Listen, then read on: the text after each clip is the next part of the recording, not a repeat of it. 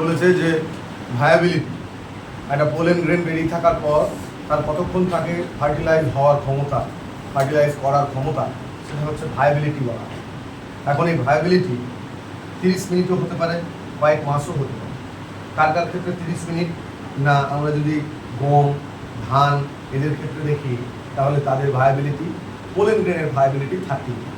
অন্যদিকে যেগুলো রোজেসি, লেগুমিনেসি, সোলানেসি এই জাতীয় ফ্যামিলির জীবগুলো রয়েছে, মানে প্ল্যান্টগুলো রয়েছে, তাদের ক্ষেত্রে ভায়াবিলিটি কয়েক মাস পর্যন্ত হতে পারে। মাইক্রোস্পোরাঞ্জিয়াম সম্পর্কে জানলাম। এবার আমরা যেটা জানবো মাইক্রোস্পোরাঞ্জিয়ামের পরে হচ্ছে মেগাস্পোরাঞ্জিয়াম। মেগাস্পোরাঞ্জিয়াম অ্যাকচুয়ালি কি?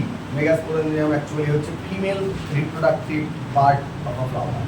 এখন এটা গাইনোসিয়াম আছে, এর মধ্যে যেটা আমরা গাইনোসিয়াম বলি। তো গাইনোসিয়ামের মধ্যে দু ধরনের পিস্টিল থাকতে পারে। একটা পিস্টিল থাকলে তাকে আমরা বলি মোনোকার্পেলারি। যদি দুটো পিস্টিল থাকে মোর দ্যান ওয়ান, তাহলে তাকে বলা হয় হচ্ছে মাল্টি কার্পেলারি।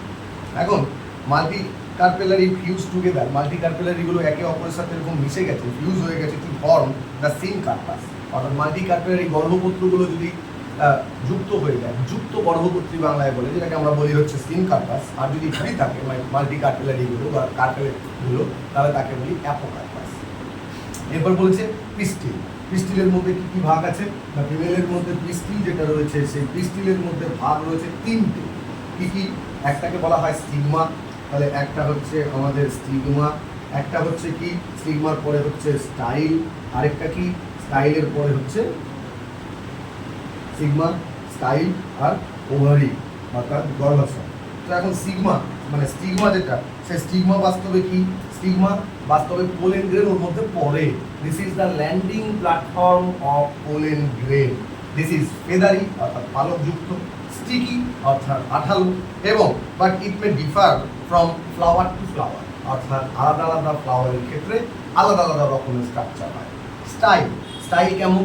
লম্বা, ইলংগেটেড, সরু এবং হলো অর্থাৎ ফাঁপা, এর মধ্যে দিয়ে পরাগ নালী, যাকে আমরা পোলেন টিউব বলি, সেটা চলতে পারে এবং ওভারি পর্যন্ত পৌঁছায়।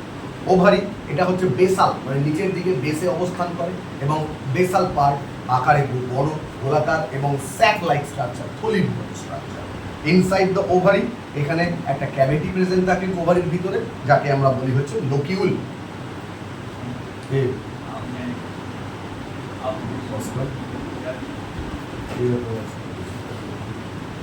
লোকিউল যা বললাম।